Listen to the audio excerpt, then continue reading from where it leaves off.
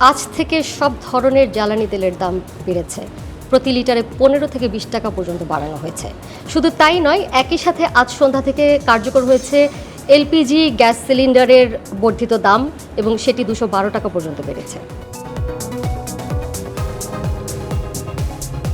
অনেক রোগী আক্রান্ত যারা হয়েছেন হামে তারা ভর্তি হয়েছেন, চিকিৎসা নিচ্ছেন এবং এর মধ্যে একটি স্বস্তির খবর যে আগামীকাল থেকে সারা দেশে হাম রুবেলা টিকাদান কর্মসূচি শুরু হতে যাচ্ছে।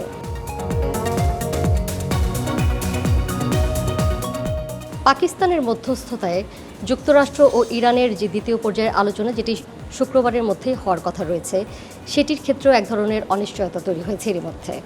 যেমনটি প্রথম ক্ষেত্রে যে আলোচনা ছিল সেটি ভেস্তে গেছে, ঠিক তেমনটি এবারও আশঙ্কা করা হচ্ছে।